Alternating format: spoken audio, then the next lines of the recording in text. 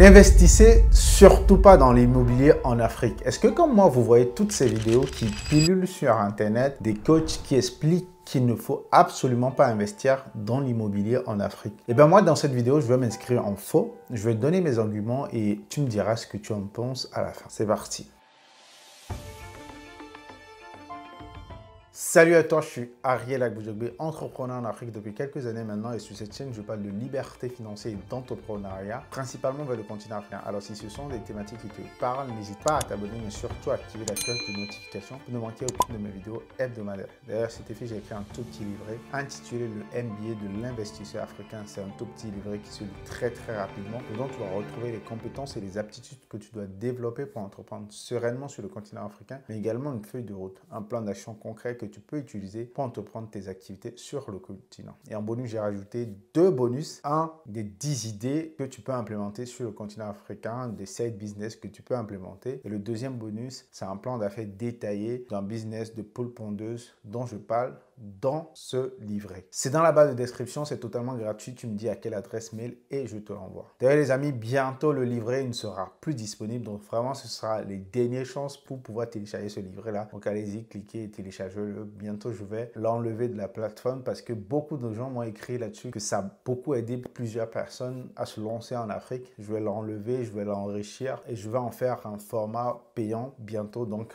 jusque-là, c'est gratuit. Allez-y, téléchargez-le. N'achetez surtout pas votre maison en Afrique. Il y a tellement de coachs qui en parlent sur Internet. À un moment, je me suis dit, mais pourquoi ils disent ça? Et j'ai suivi quelques vidéos et en général, ce qui revient, c'est que oui, la maison, c'est un passif, c'est quelque chose qui va vous demander de l'argent et qui ne va pas vous rapporter de l'argent en tant que tel. Oui, il y a aussi des arguments comme quoi beaucoup de gens mettent beaucoup d'argent dans les maisons, dans les immeubles, alors qu'il y a des business à faire. Eh bien, on va essayer de déconstruire un peu toutes ces idées arrêtées là dans cette vidéo. Et je vais vraiment prendre argument par argument et essayer de déconstruire. En tout cas, je vais montrer la façon dont moi je pense les choses. Et vous le savez, sur cette chaîne, moi je parle de business. J'encourage les gens à faire du business en Afrique. J'encourage les gens à entreprendre. Mais c'est pas pour autant que, en fait, je vais détruire l'une des façons de faire de l'argent, un des principes d'enrichissement qui existent dans le monde entier, qui est l'immobilier. Et dans cette vidéo, on va en parler beaucoup plus en détail parce que moi je pense que c'est vraiment un truc de mauvaise compréhension de certaines personnes. Donc je vais essayer de déconstruire ça dans cette vidéo. Alors, déjà, en fait, il faut comprendre d'où vient l'idée de ne pas acheter une maison, c'est un passif. Ça vient un peu de Robert Kiyosaki. En tout cas, moi, je pense que c'est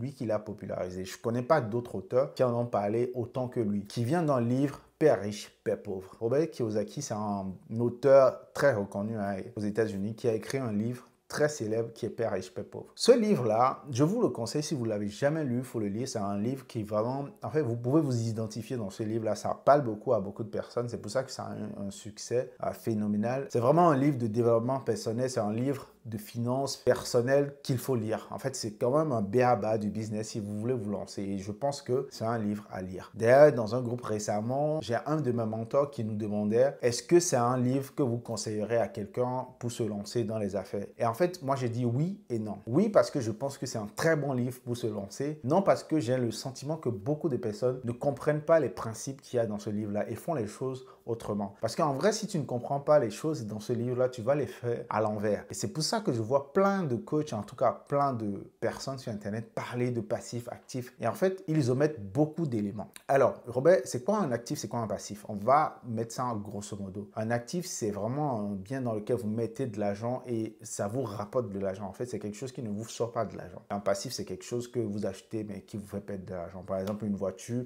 qui va vous consommer du carburant qui ne vous rapporte pas de l'argent. Un actif, par exemple, c'est une maison que vous avez à payer ou un appartement que vous louez et qui vous rapporte des dividendes tous les mois. Donc, Robert Kiyosaki, il a popularisé l'idée selon laquelle acheter sa maison personnelle, c'était un passif parce qu'en fait, ça ne vous fait pas gagner de l'argent. Ce qui est vrai, ce qui est une réalité, ça ne vous fait pas gagner de l'argent dans votre maison. Au contraire, vous allez dépenser dans cette maison pour l'entretenir. Et il a dit cette chose-là. Et depuis, en fait, beaucoup de gens ont popularisé le fait qu'il ne faut pas investir dans sa maison parce que, en fait, c'est c'est de l'argent jeté par la fenêtre. Et bien moi, je vais vraiment contextualiser les choses et c'est très important de les contextualiser. Alors déjà, il faut savoir que Robert Kiyosaki, il parle dans un contexte précis. Il parle de l'Occident. Et c'est vrai aux États-Unis, mais c'est également vrai en France. Ce qui est vrai, c'est qu'en Occident, pour payer sa maison, en fait, on va avoir un salaire, on va payer un crédit et on va avoir un crédit sur une vingtaine, 25 années ou 30 ans. Et tous les mois, vous allez aller travailler, vous allez gagner votre paye et tous les mois, vous allez payer de l'argent pour le crédit que vous avez. En réalité, pendant ce moment-là, les gens se disent propriétaire, mais en vrai, c'est la banque qui est propriétaire de votre maison. Parce que ce n'est qu'à la fin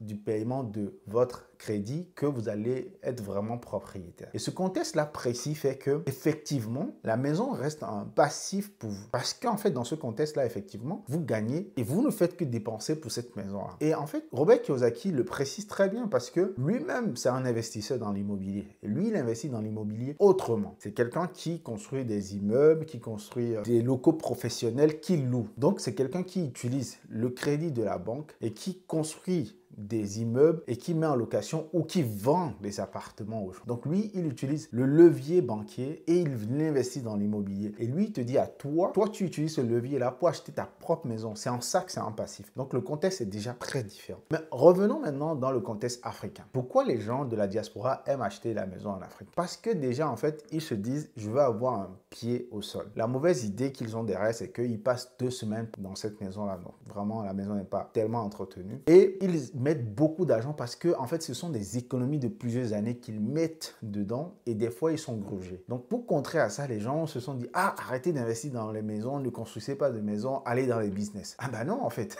Non, allez dans les business, le business, il y a 80% des chances que ton business y foire. Il y a des chances que toutes tes économies, tu les dilapides. D'ailleurs, en fait, moi, j'ai envie de dire que ceux qui n'ont jamais fait de business, ne mettez pas l'argent, les économies que vous avez pour construire une maison dans un business. Vous allez les perdre. Imaginons que vous avez économisé 30 000, 50 000 euros parce que vous vous êtes dit, je vais construire ma maison au pays. Et on vous dit, allez dans un business. Vous prenez les 50 000 euros, vous mettez dans le business et vous les perdez. Les gens ont aussi dans la tête qu'en mettant de l'argent dans leur bien immobilier, même s'ils perdent cet argent-là, l'immobilier, il est là, il reste. Ce qui est en soi vrai. Même si dans l'opération, ils sont en train de perdre un peu, mais c'est vrai.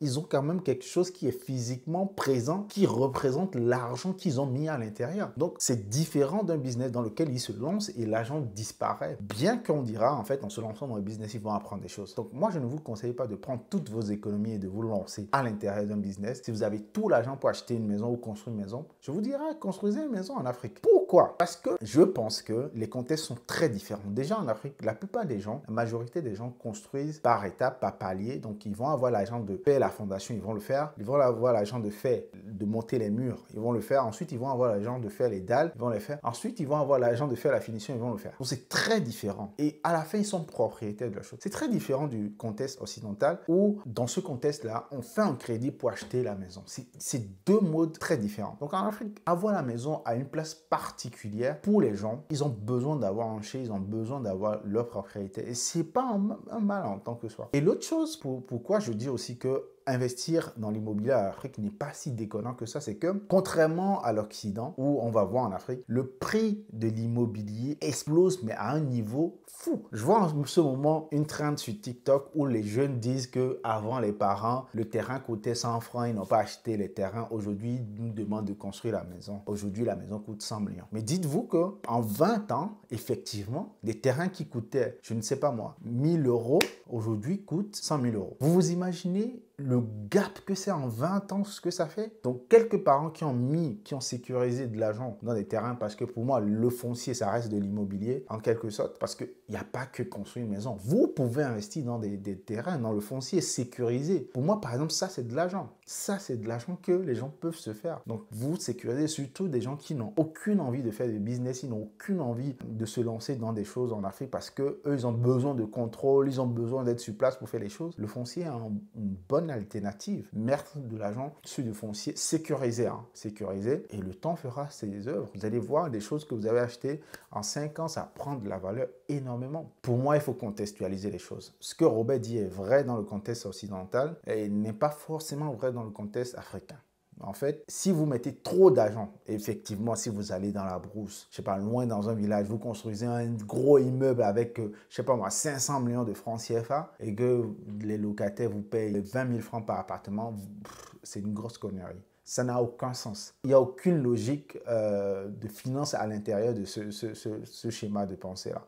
Mais si vous misez sur un bon foncier, dans un bon emplacement en ville et que vous attendez des années, ça va prendre de la valeur. Si vous achetez une maison qui est bien placée en ville, cette maison va prendre de la valeur. Vous pouvez revendre cet endroit-là. Ne voyez pas juste les définitions des gens et prenez comme ça. Le contexte importe beaucoup et c'est ce que je veux préciser dans cette première partie. Maintenant, entre l'immobilier et le business, lequel est le plus fiable à faire? En réalité, on va dire le plus fiable reste l'immobilier. Pourquoi? Parce que dans 100% des cas, si tout se passe bien, l'immobilier restera et le business, il y a 80% des chances que vous perdez votre argent pour une première fois. Mais, il y a un mais. Pourquoi, malgré tout cela, je dis qu'il faut faire du business? Parce que, en fait, en réalité, il vous faut des activités qui vont vous rentrer de l'argent de façon régulière. Ce que l'immobilier peut faire, parce que si vous avez un immeuble qui est bien placé, vous pouvez le louer, vous pouvez faire de la location saisonnière et ça va rentrer de l'argent. Mais derrière, il y a de la gestion en fait. Mais un business peut vous faire du x100, du x1000.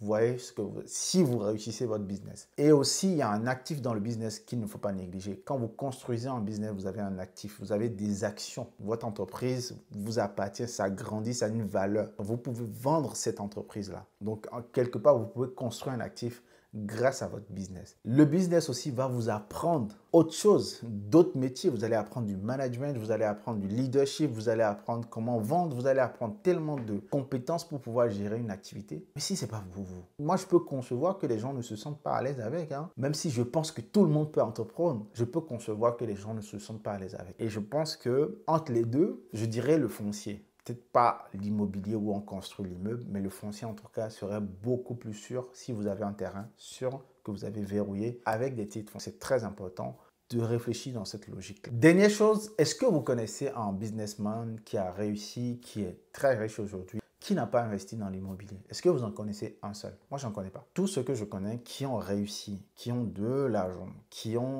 que j'admire, ont tous investi dans l'immobilier. Tous, pas un seul.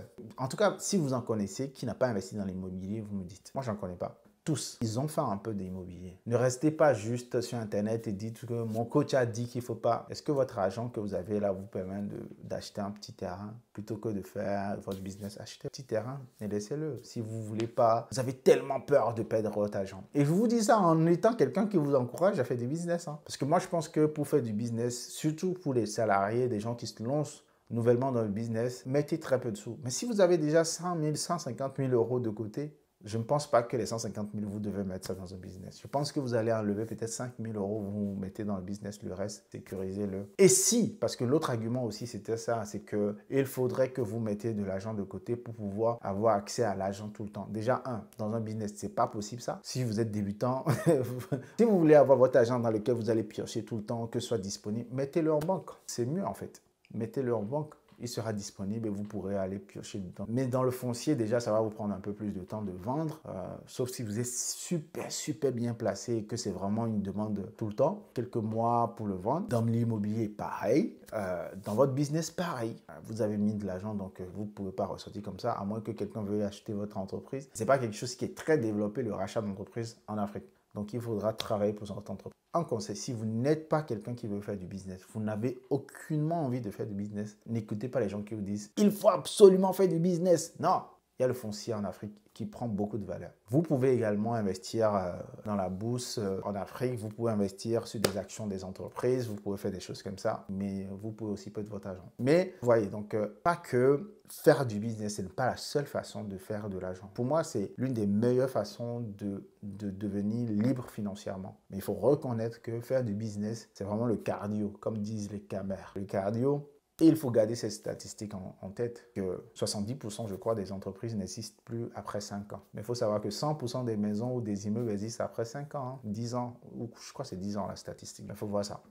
Vous voyez un peu ce que je veux dire. Mais ce n'est pas pour autant qu'il faut prendre tout son argent, aller construire un immeuble. Il y a des non-sens aussi dans la façon de faire les choses. Il faut vraiment réfléchir. Dans quel contexte je suis? Qu'est-ce qui est propice pour moi? Comment je peux le faire raisonnablement? Je veux que vous ayez vraiment ce framework-là, cette façon de penser-là. C'est ça que je veux que vous ayez. ayez. Voilà ce que je voulais partager avec vous dans cette vidéo. Dites-moi ce que vous en pensez dans les commentaires. Partagez, likez. Et partagez à tous ceux qui pensent que, ouais, il ne faut pas faire de l'immobilier ou ceux qui pensent qu'il faut faire de l'immobilier. Moi, je veux bien les arguments de chacun de vous dans les commentaires. Dites-moi ce que vous en pensez. En tout cas, moi, c'est ce que je pense. Je ne pense pas qu'il ne faut dire non, pas d'immobilier. Je pense vraiment qu'il y a des nuances. Et dites-moi ce que vous en pensez dans cette vidéo. À la prochaine vidéo. Ciao, ciao.